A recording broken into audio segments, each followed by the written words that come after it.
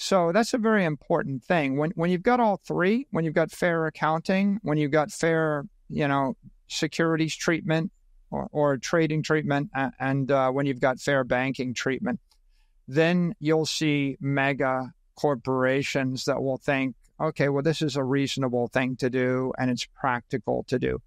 Until you've overcome those three, then you've got problems to solve. Bitcoinzilla stands out with its simplicity and clarity. We've crafted an experience that anyone can dive into, whether you're a crypto expert or just a new to the crypto world. Now, guess who keeps his eye on us? The author of best-selling book Rich Dad, Poor Dad, Robert Kiyosaki.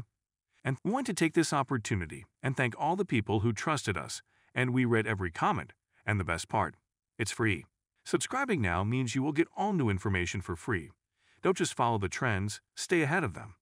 Subscribe to Bitcoinzilla today and enjoy the new edge. Michael Saylor talks about Bitcoin treasury adoption, how Bitcoin spreads like an organic virus, custodial considerations and risks, yield generation in Bitcoin, Bitcoin's unique properties, and more. People oftentimes they fixate they think the lesson of Satoshi is don't trust any counterparty.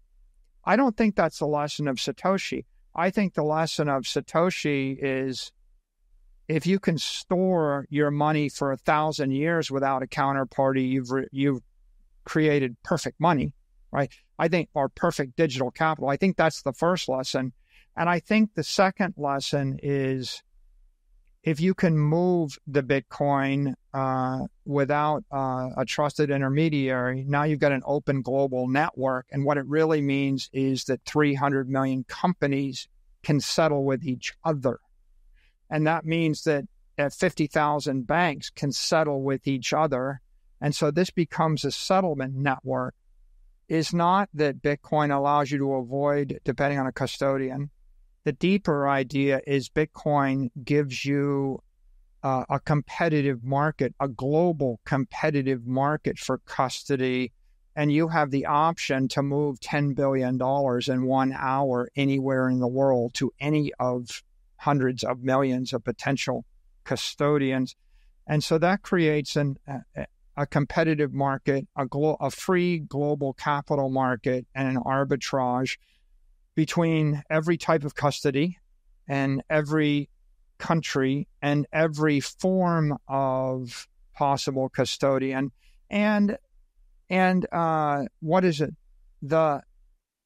The last resort, right? As a last resort, you can take self-custody. Mm-hmm.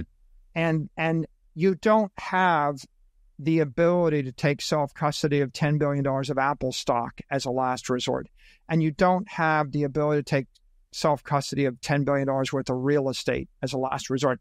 And you don't have the ability to take self-custody of $10 billion of gold as a last resort.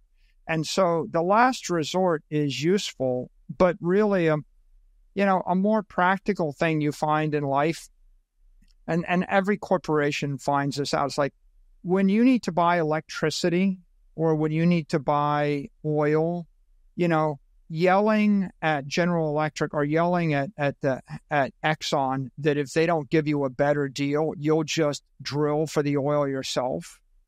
That's not credible, right? The salesperson looks at you and they laugh at you like, yeah, sure, you're going to start your own petroleum company, drill for your own oil. I bet you will, right? A much better negotiating strategy to say to the gas station, if you don't sell me gasoline at a reasonable price, I will go across the street to your competitor, or I will do business with Chevron instead of Exxon. And so generally, if you want to get treated fairly, any business school would say to you, okay, you create a competitive auction and you find the 2 or 3 specialists. Bitcoin's recent rally above its 2021 high of $69,000 saw a majority of holders return to profit, resulting in fears that continued profit-taking from current levels could lead to deeper price correction. Data from market intelligence firm CryptoQuant reveals that only 7.6% of Bitcoin investors were still in a position of loss when the price was at $67,381 on October 23, subsequently accounting for 92.4% of the supply and profit. The majority of coins were purchased at the $55,000 level, said independent analyst Axel Adler-Jur in an October 22 post while reacting to Bitcoin's supply and profit at current prices. The percentage supply and profit and loss evaluates the sum of unspent transaction outputs, UTXO, that are in profit or not by comparing the price when they were last moved and the current price. The chart above shows that if Bitcoin remains above $55,000, more than 90% of investors will remain in profit. A high number of holders in profit is often seen as a sign of an overheated market, which typically precedes or coincides with price corrections. As a result of this on-chain signal, Bitcoin's price may see deeper pullbacks over the coming days as investors choose to book profit. Open interest, OI, on Bitcoin derivatives hit a new record high on October 21 as BTC came close to overcoming the resistance at the psychological $70,000 level. Bitcoin open interest exceeds $40 billion for the first time, noted futures trading and information platform CoinGlass in an October 21 post on X. Open interest is the value or number of outstanding futures contracts that have yet to expire. It measures the amount of money invested in Bitcoin derivatives at any given time, with higher OI indicating potentially more leverage and volatility in the market. Additionally, Bitcoin CME futures open interest also hit an all-time high of 179,550 BTC, worth approximately $12.1 billion at the time. You know, when you're the restaurant and you want to lever Coca-Cola for a better deal on Coke and Diet Coke, you don't threaten to create your own, beverage company or do it yourself and create Mikey Cola. What you do is you bring in you have the Pepsi sales guy, you have the Pepsi hat sitting on the table. You say, I just met with the dude from Pepsi and he offered me a better deal. And the Coke sales guy goes back to the district manager and says, Pepsi's in there talking to them, so I think we better give them a better deal. And of course, there's only Coke and Pepsi. That's only two. As a practical matter, you have to have two. When there's one, you're in deep trouble. But Satoshi gave us 10,000, right? 10,000.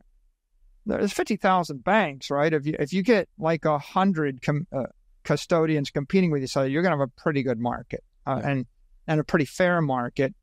And I think that's what's going on here. So the big institutional holders like MicroStrategy or the big ETFs, they're going to use regulated custodians. They're going to put pressure on them. By the way, there's the crypto anarchist and there's the libertarian view, not your keys, not your coin. And it's an important mantra. But barking at Coinbase and telling them, or barking, at Mt. Gox, or, yelling at some exchange to be better on Twitter doesn't work, right? I'll tell you what works. When BlackRock has $20 billion of assets, and then the guy that runs the BlackRock ETF goes to talk with Coinbase. Data from Cointelegraph Markets Pro and TradingView shows that Bitcoin's recent rise above $69,000 saw its daily RSI reach overbought conditions at 70 on October 20. This was followed by a sharp drop towards $66,000, as shown on the chart below. Additionally, the Crypto Fear and Greed Index is also elevated at 72, or greed conditions, which implies a high chance of a price correction across the crypto market as a whole. The last time this index was above 70 was in March, just before BTC dropped down from its all-time high of around $73,835 toward $56,500 on May 1. Similar conditions were witnessed at the height of the 2021 bull cycle and in 2019, followed by similar pullbacks in BTC price. And do not forget to subscribe to Bitcoin Seller. The most important news will reach your inbox on a daily basis and for free. I do not know why you have not subscribed yet. If you like the video, give it a thumbs up and subscribe for more daily updates. Remember, knowledge is power, and we're here to empower you on your financial journey.